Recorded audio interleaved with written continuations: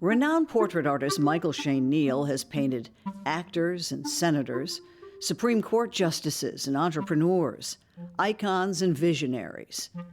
Oh, and 2 Tennessee governors, including Phil Bredesen. When you come to the end of your time as governor, it's the State Museum, I believe, sends you up a book of portraits of artists from literally all over the country, maybe the world.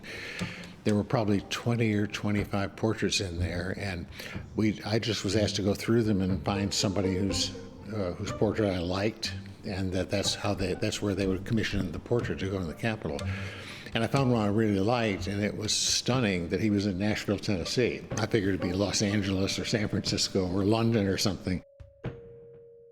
It was a unique experience, and when he was painting, he loved to talk, and I just learned a lot about him and about the way he approached art, and came to really admire the man.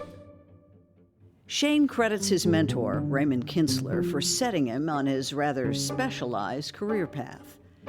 His portraits now hang in the Nashville Public Library, the Smithsonian, and in private collections around the world.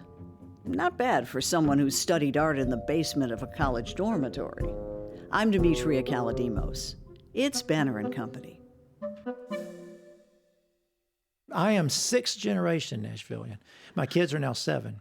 Wow. Yeah, so on mother's side. Which part of town? Antioch. Really? Born and raised in Antioch. You call it Antioch, Yep. not Cane Ridge. No, it was Antioch. It actually wasn't Antioch. It was a place called Bakertown. And Bakertown was not Antioch, but I say Antioch now because that's what everyone knows. And I know Cane Ridge because my second great-grandfather, which was born on 2nd Avenue, bought a farm in Cane Ridge, which is off of I-24 and Old Hickory Boulevard. The family graveyard is right there at the exit of Old Hickory Boulevard and I-24. But anyway, all that to tell you that Bakertown was a small town that was swallowed up by Metro Nashville. And so unlike Oak Hill or Belmead or you name it, it did not survive. So my uncle was the last resident of Bakertown. Really? And my grandparents' house sold it probably 30 years ago.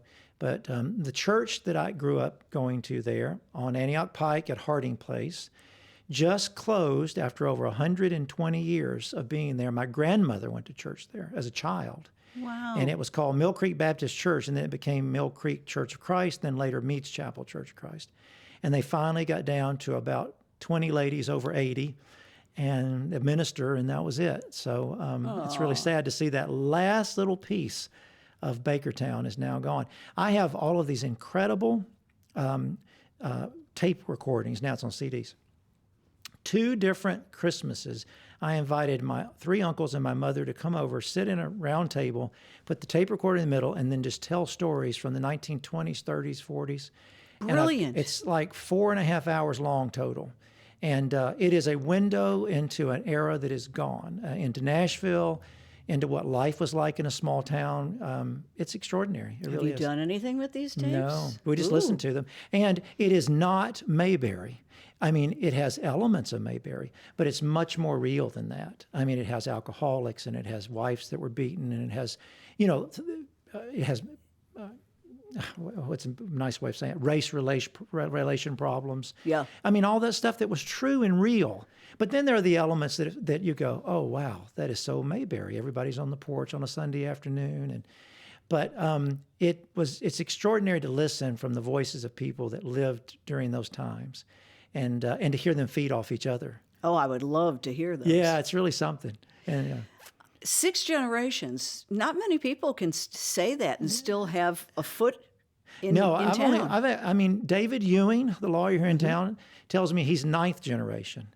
So as far as I know, I'm getting close to maybe the longest, 6 generations, kids now 7. I mean, it's not many people stay put very long anymore. And this is my home base. I run around a lot, but Nashville will always be my home, and it's just what I know best. Right. I'm imagining your childhood refrigerator art, and I'm betting it was exceptional even then. I don't know. I will say this. I was in the 1st grade, and the teacher read a story about a whale. She passed out paper afterward, and she said, now from your imagination, draw a whale. So we all did. you wouldn't do this today, but she held up my drawing in front of class and said it was the best whale. She just loved it, and she hung it on the front of her desk. No, nobody else got their drawing hung on the front of the desk. For 2 weeks at least, when I would come to school every morning. Your first gallery show. It was, yes, it was hanging on the front of her desk. And I would just swell up with pride every day. I would walk in and think, she picked my drawing. I was painting a lawyer a few years ago, and I told him that story. And he said, you know what? And I said, what? He said, since you were in the first grade, you have been trying to replicate that feeling and that success. He said, that was your moment that triggered something in you. And he said, it all fit. You had some talent, but you were encouraged. And he said, I would contend that since you've been 6 years old, you're trying to relive that moment. Isn't that wild? I think it's a great insight. Yeah. My first grade teacher, shout out to Miss Tucker. She's still here in Nashville. What school? It was Una School. Una School? Yeah, off Murfreesboro Road, Smith Springs area. So did you take off from there? I mean, were you always drawing stuff? Yes, I always loved to draw. But I mean, I got my first sales were in the third grade. I was selling drawings for kids' milk money. The teacher took me up to her desk one day and said, as much as I appreciate your entrepreneurial sort of spirit, the kids are going to lunch with no milk, so you've got to quit selling your drawings. But I really did not take it seriously at all. It was a pastime. I loved to draw. I sat and drew a lot. I was encouraged by my parents saying, oh, that's really good. And they did hang them on the refrigerator. And I was really 19 before I started to think seriously, do I want to pursue this more? But it's been a part of my life since I can remember, and I loved it. As pastime, as escape, as studying, I mean, how did you approach it? Pastime and escape, I would say, because your mind does go other places a lot of times, which is good and bad sometimes. If you're a serious painter, Winston Churchill loved the way it would help him escape from things. But as a professional painter, you don't want to escape too far because you want to really be in the moment and thinking about the craft of what you're doing. But I think it was an escape. I love to be outside. I played ball, all those things. But certainly on rainy days or after the homework was done. I used to get in trouble in school all the time for drawing during class, which the teacher would misunderstand as me being distracted. But it's the opposite. I was listening better when I was drawing or doodling, and I actually found that I remember more things when I'm doing that. I had a Leadership Nashville classmate who's a radiologist, and he did all of his notes with little sketches and cartoons. Oh, exactly. So and the recall, he said it helped him remember. I think there's something about it's engaging, I guess, right and left side of the brain at the same time, but you're getting a symbol, like an icon for the information you're listening to. And I would tell a teacher, I'm listening, I am, and they would take the drawings from me, and I'm thinking, this is so ridiculous, I'm listening. I know exactly what you said. But I'm very visually directed in my memory anyway. I mean, this is the way I learn. I will remember far more from an illustrated talk than I will from just a lecture at a podium. Yeah. How did you get to Lipscomb? Was that a family tradition? No, it wasn't. I wanted to go to Vanderbilt. That's what my goal. I was going to be a science major, a biology major. Pre-med, was looking at that in different programs. But in the 80s, it was $14,900 a year, I think, which sounds like a bargain today, but at the time was incredibly expensive. And Lipscomb was known for their science. It still are, but for their sciences, particularly their pre-med program. They had something like a 90+% percentile placement. And so after realizing that Vanderbilt was really more than I wanted to bite off in terms of as much as I loved the school, it just financially seemed like it was too much. We started looking at alternatives, and we heard about Lipscomb, and I was raised in the Church of Christ, so it was familiar to me in that.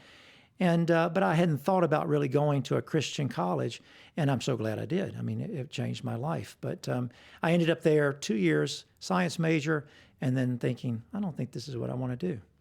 That is a scary spot to be in, isn't it? It is. After 2 years of school. I did the same sort of, 180 turn in my career. But what led you to kind of seek out the art department hidden in a basement somewhere, right? Yes, exactly right. It was in the basement of a dormitory, not known for their visual art department, that's for sure.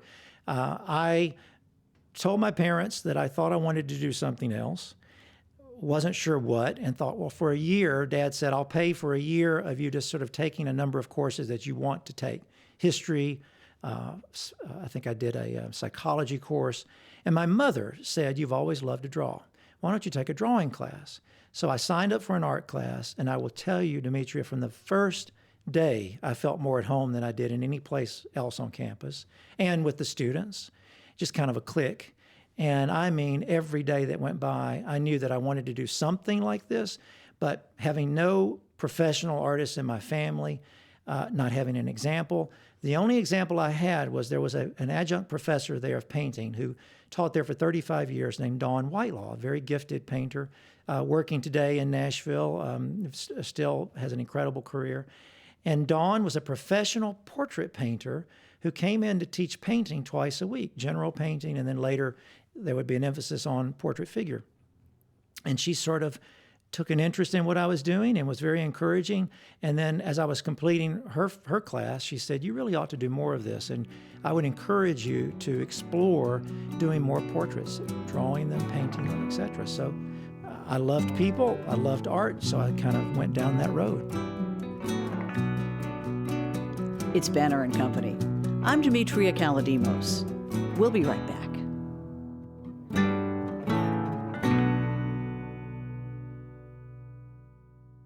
My cat Freddie loves to be brushed and cuddled.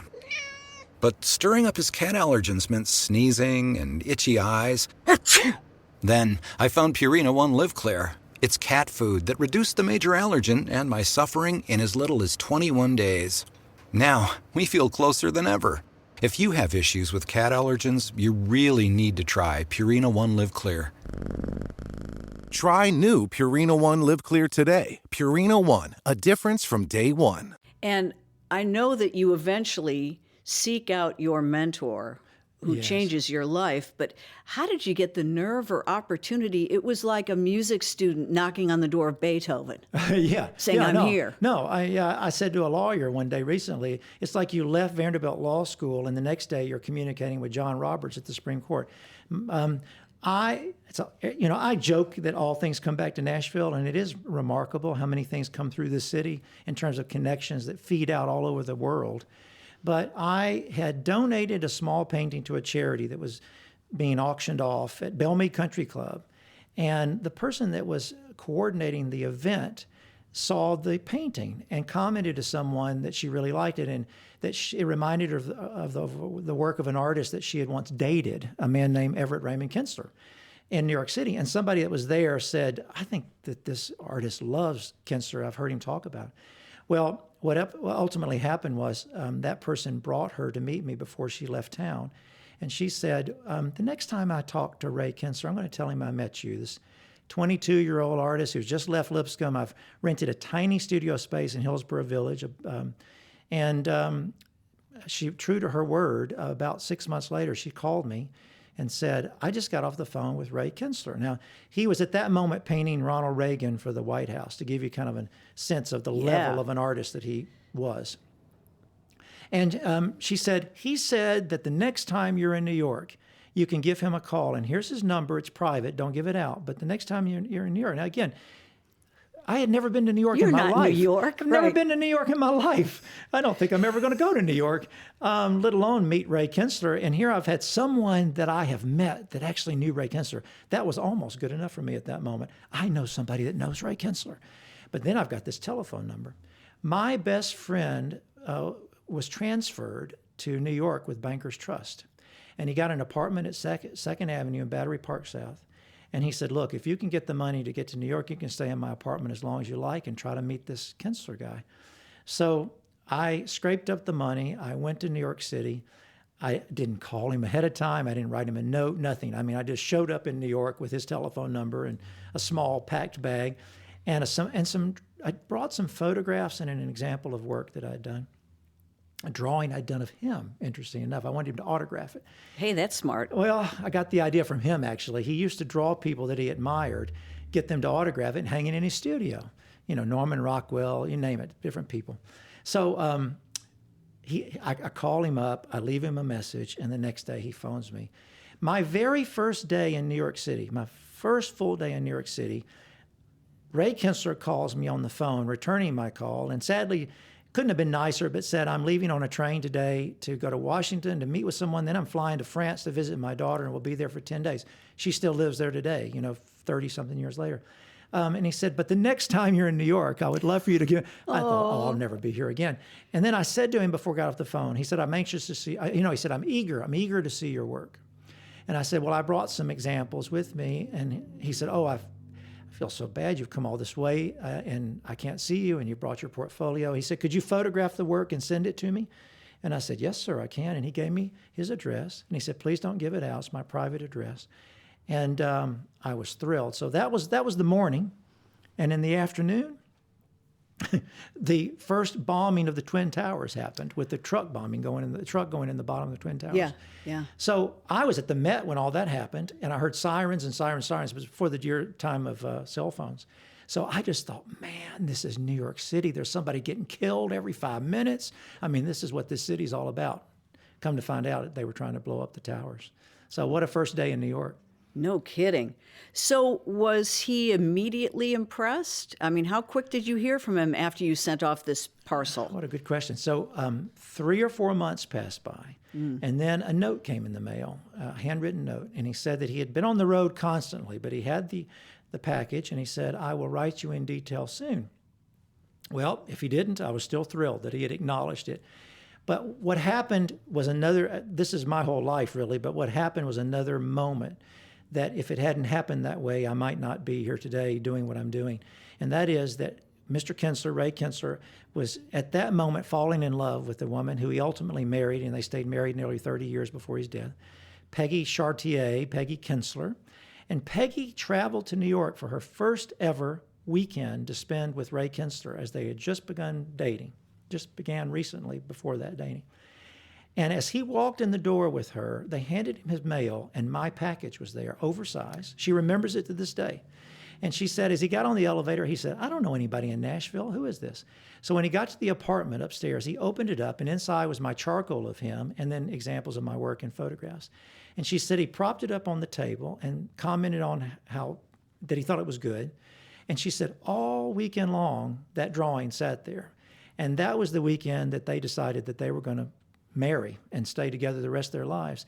And I think that if my drawing had not been there all weekend as a part of this moment that his life was changing, that maybe it wouldn't have happened the way it did. But he wrote me back in detail, telling me the things that he would do differently with the work, praising things that he thought was done well. And then he signed the drawing and said to Michael Shane Neal, a strong, well-handled portrait from your delighted victim, Everett Raymond Kinstler.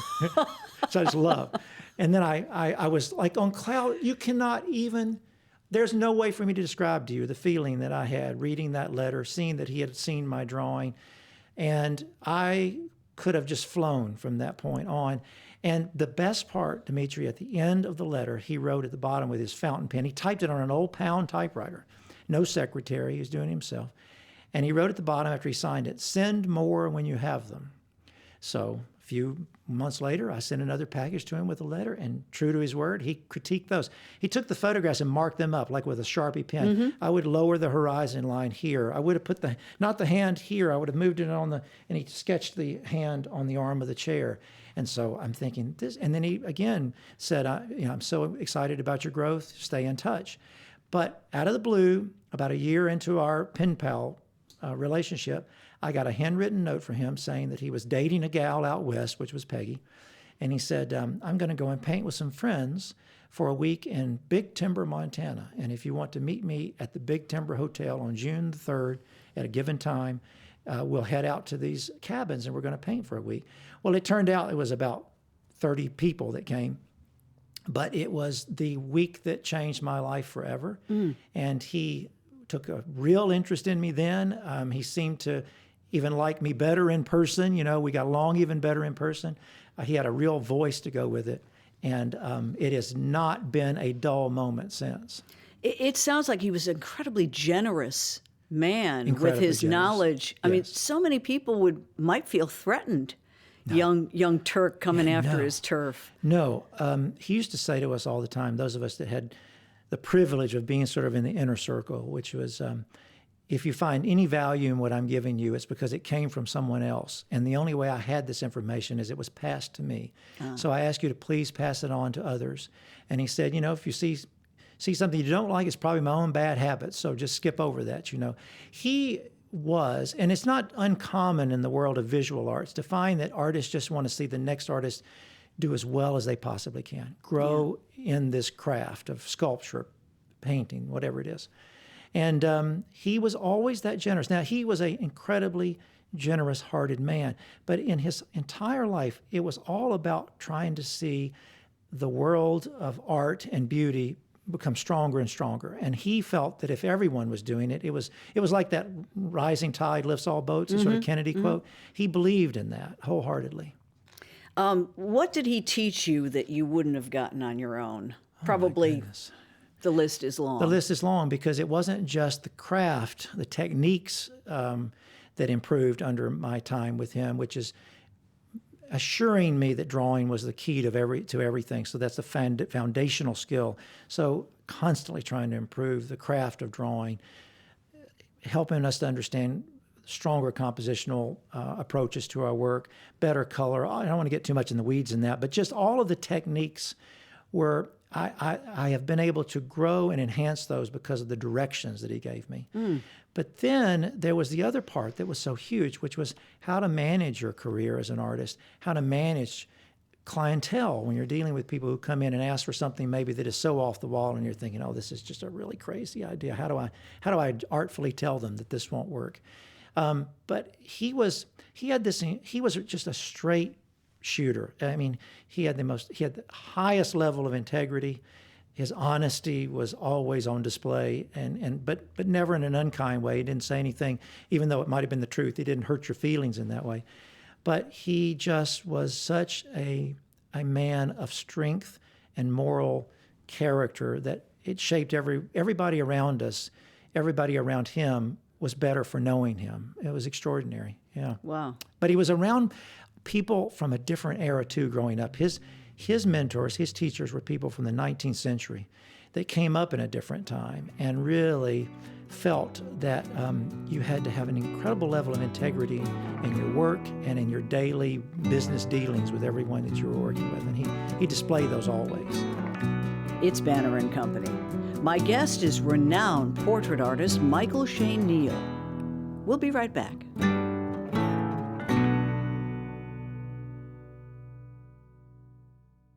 Let's talk a little bit about your process. How important is it for you to be in the same room, sharing the same oxygen as someone? Hugely important. Hugely important. So a friend of mine at church, I was sitting having a meal with once, and I had just had a man come from Minneapolis to Nashville to pose. I'd been to Minneapolis, sort of going back and forth in this process of painting him. And she said, now, why do you need to do that today when you can make a photograph and come back and paint? She loves England, had always loved England, and always wanted to go and had books and books and books on England. Well, it wasn't until recently that she got to go for the first time. And I said, when you went to England, was it different than looking in your books? She said, yes, of course it was. Of course it was different. Yes. And I said, that's the same thing.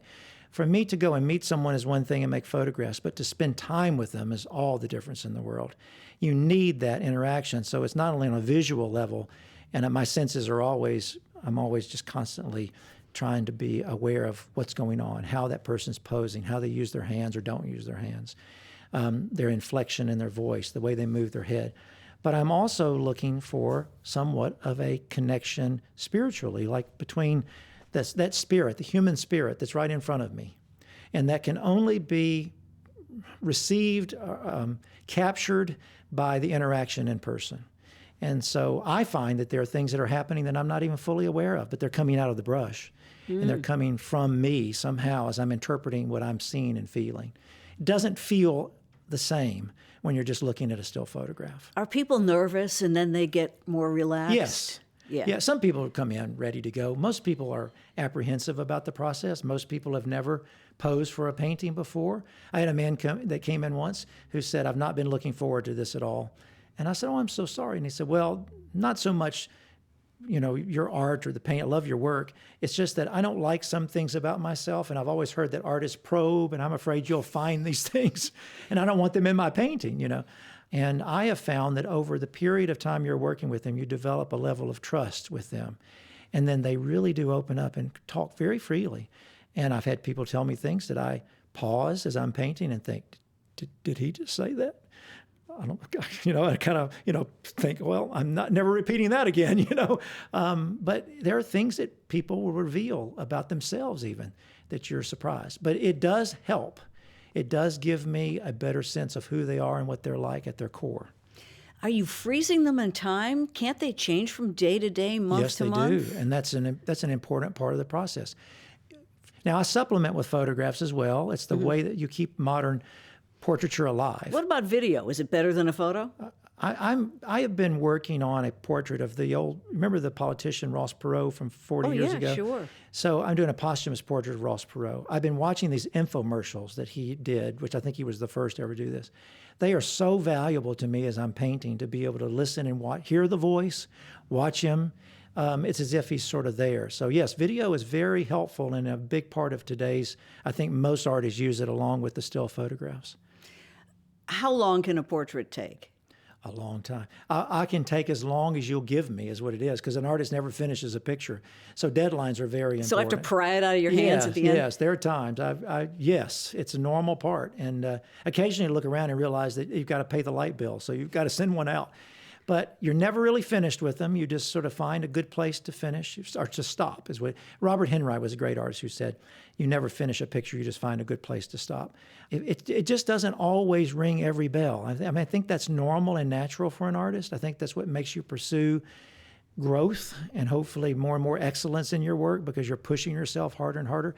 Kinstler told me once, he said, the more you learn, the more critical you'll become of your work. And he said, if you find yourself more frustrated in 25 years than you are right now, he said, good, because that means that you've learned more and you expect more of yourself. Huh. Yeah. Can you say no? Well, yes. I mean, sometimes the request is just something that doesn't fit. Sometimes I know I'm not a good fit for the project. I just recommended my daughter is an amazing young artist. She's incredible. Thank you. She's 23. I just recommended something to her yesterday that I just can't take on. I wish I could, but I just can't. But it'll be a great project for her. I have not reached the point where I'm tired of any particular subject. Kinstler did grow tired after 2,500 portraits and 70 years of painting portraits. Of painting, he used to say, another man in a business suit. Mm-hmm. And during his era, it was much more of the cookie cutter same thing than it is for me today. So now you have more diversity in positions of maybe management or power. You have men and women as opposed to just what was mostly white men at one point. And he painted hundreds of them. And at some point, they begin to sort of look alike. And so he had to be careful that he was actually painting who was in front of him and not just another gray-haired man in a business suit. Yeah. Give us a war story. I know you've got one involving a particular lawmaker, and it just took a long time, right? Oh, so yes. Well, if you're a portrait artist for very long, you'll have a lot of war stories because if you think about what we do, it's really interesting because people's view of themselves, their image, is something that sometimes they shaped for a long time. And they're very protective of. Other people are far less aware of it. They come in and they say, okay, here I am, do whatever you see. Other people have distinct ideas as to what they want. One commission that did go on for a year and a half that was a real challenge, but a huge honor for me, was to paint a politician from West Virginia named Robert Byrd, who had been the longest serving U.S. Senator in American history at the moment that I met him. And he was nearly 90 years old at that time. And so first challenge was I had to roll back the years and paint him younger because he wanted to look younger. I do a lot of that. I do more plastic surgery than any plastic surgeon in Nashville or anywhere else. Yeah, mine's permanent though. It lasts for a long time. Great results. Yeah, thank you.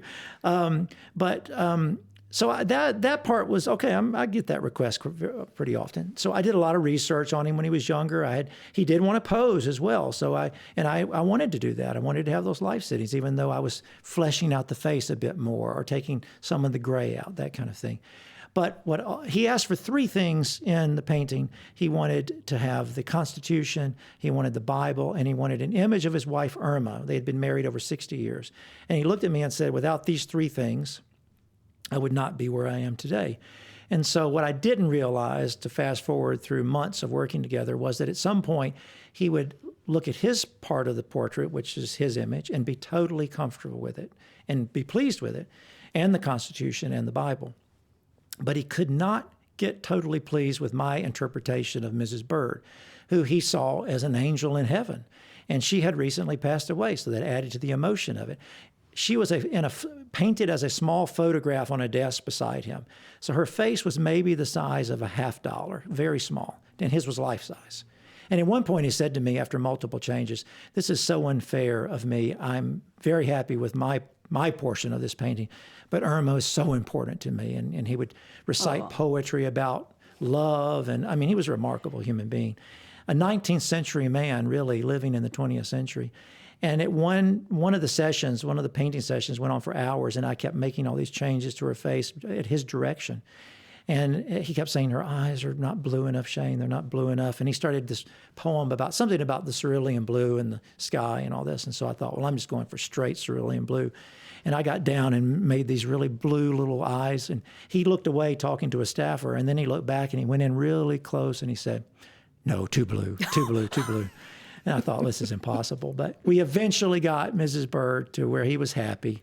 And he signed off on everything. And the unveiling was it was just incredible. I mean, and in fact, I looked at the photo the other day. So many people are gone now. Daniel Inouye from Hawaii, who was there speaking, Senator Byrd. Who else is gone now from that? Senator Kennedy. Howard Baker was the speaker that day. He's gone. I think there's one. Senator Reed is gone. I think there was almost no one left, believe it or not, from just 10 or so years ago in that photograph except Mitch McConnell and myself. We were the only two people that. It just shows you how quickly time moves, and people that are in these incredible positions of power, and then poof, it's a whole new group of people. On balance, have you painted more men than women? Yes, I have. I'm not by seeking that. It just sort of happened that way. Yeah. And guys tend to get the portraits. I guess I think women are more critical of themselves and don't necessarily, maybe are not as quick to agree to do it if it's being done for them. And I don't know that women necessarily seek it out as much as men, maybe. Quickly, the Portrait Society of America is a group that you are heavily involved in. Yes, thank you for asking about that. Yeah. What does it do? It sounds like a great fantastic effort. Organization. So a lot of people can't afford to go to art school. Yeah. All over the country, there are artists that are dying to take classes or dying for information, and it's one of our main missions. Ray Kinstler and some other incredible artists 30 years ago got together and decided to create this non-for-profit organization to essentially raise money and then help to make educational materials available to artists all over the country and the world, really. Our largest part of our membership is from the U.S. And also, most of the artists that we have involved, which are some of the top in the world in their craft, they actually volunteer their time. But we have online, we have these wonderful classes that go on online. We have a lot of printed materials that we produce. We have a conference once a year that several hundred artists attend, usually about 700 to 800 portrait figure painters. And we have the number one competition in the world. And it is the Oscars of the portrait painting world. It's a $50,000 first prize. Wow. Can change an artist's life to win that. And it's also changes an artist's life because of all the positive press that come as a result. So Kinstler's vision, along with the other folks that were involved at the time, and I mentioned him only because of my relationship with him, but their vision for this is now 27 years old. We are still going strong. We have so much support. It's incredible, but we're always seeking more help, of course, because we want to reach more people. But it changed my life. I actually won the competition in 2001, and it's where the U.S. Senate actually learned that I existed. I didn't know there was a curator of the United States Senate, but she read an article about my work and saw that I won, and she called me and said, "Wow. Would you send a portfolio to us?" And the next thing I knew, a few months later, I got a commission at the U.S. Senate, and on and on. But it came as a result of that competition that we hold each year. I want to ask one quick question about your portrait of John Lewis, which I know has... It's hugely important to me. And it also has a little distinctive, unfinished section. Why? Yeah. So, of course, being a Nashvilleian, hugely interesting, I think, that a white man born in 1968 in Nashville, Tennessee, would end up in Washington, D.C., in John Lewis's office to paint his portrait for the Smithsonian National Portrait Gallery. And I said to him on our first meeting, sitting there, I said, "Could you have ever imagined somebody like me having known that he started his sit-ins here, his arrest started here. I think he was arrested about a dozen times in Nashville. And he looked at me and kind of smiled, and he said, well, first off, I never thought anyone would paint my portrait, let alone for a museum. But he said, certainly no one that looked like you, you know. And we had a good laugh about it. But I said to him at one point, this is part of me getting to know the person I'm painting, which is why it's so valuable to spend time with someone you're painting, because this would not have happened. I couldn't have had the vision for the portrait. I said to him, Congressman, could you have imagined since 1968, when I was born, to today, we would have made as much progress in civil rights as we have in that period of my life? I said, in fact, there are things that I read about that I can't even believe happened. It just seems impossible to me. And he looked at me and he said, you know, the one part of that I really appreciate, and that's what I've worked for my whole life. Another part of that concerns me a little, because I don't want you to ever not know that it happened, because it could happen again, you know. And then he said, but you know, as much as I've accomplished in my career, and many others have, there's still so much work left unfinished, still work left to be done. Well, I remember that as clearly as it was just an hour ago, but I left there not knowing what I was going to do with the painting. And then as I'm working through my studio process, sketches, and trying to come up with a concept for the painting, one day I thought, I wonder, as I was reflecting on that conversation in his office that day, I wonder if I finished portions of my painting completely, but then other portions of my portrait of him I left intentionally unfinished, which is not characteristic of my work. And so I submitted the idea to his chief of staff. They loved it, so I started working on the painting. Then sadly, the congressman was diagnosed with pancreatic cancer, so I had to really work quicker. And he saw the painting 2 months before he died, and he really loved what I had done. And it was very exciting that when the portrait made it to the Smithsonian, unfortunately, you know, that was during COVID and all that, when they reopened for a period of time when they could during COVID, it was the centerpiece of an exhibition there called The Struggle for Justice, which is still hanging there today. It's now permanent. And he is directly across, by the way, from the Barack Obama portrait. So the two of them are looking at each other. Wow, cool. There in the museum. So, you know, it is the greatest, probably one of the greatest experiences that I will have, because it was such an incredible moment in our history. And also from a Nashvilleian standpoint. Absolutely. I think it's just something that I'll never forget.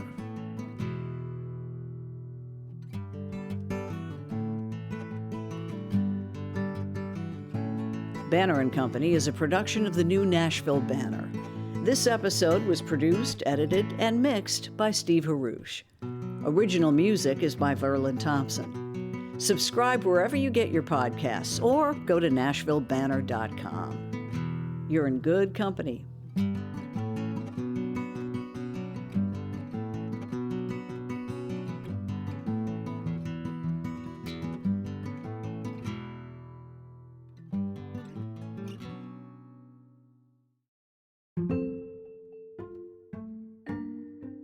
Our last question is in the fishbowl. Oh. And you kind of take your chances here. Oh, boy. Next question here. Posed by someone who sat in the chair before you. Oh, really? Whoever that might have been. Do I say who it's from? Linda Rose. What is it that you want to do and you haven't started yet? I know the answer to that question, because since I first picked up a pencil, I was a great lover of history, and I loved to sit, draw people from history, from my encyclopedias. And when I was 10 years old, I went to Washington, D.C., you know, with your parents to do the history thing, and we did a White House tour. And my parents bought a book on the presidents, and the image of the president was the painted portrait of the president, and then there was a one-page history. The last man in the book was Jimmy Carter, and it was a photo because he hadn't been painted yet. The one just before that was of Gerald Ford, which was painted by my teacher, Ray Kinstler. So the last painted portrait that I was always admiring and trying to copy as a kid with a pencil was by Ray Kinstler, and of course the first by Gilbert Stuart, George Washington. Since I was 10 years old, I have wanted to paint a president for the White House. But I just got my first commission to paint a president, which is President Biden. I won't say much more about it for that yet. It's not for the White House, though, but it's for a wonderful institution. And I just was in New York 2 days ago, found that book on the shelf in my loft, the one from 10 years old. It still has the White House ticket stamp from August of 1977 inside of it. And I'm going to take it to President Biden when I go for my first sitting. Great idea. And tell him that he is the first living U.S. president that I've ever got to meet or to paint, and I want to know if he'll sign the book for me. But I still hope someday that before I'm gone, I'm 56, so I've maybe got at least 40 more years. I would love to have the honor of painting a president's portrait to go in the White House collection, because that's I think it's sort of the Mount Everest of painting portraits if you're an American portrait painter.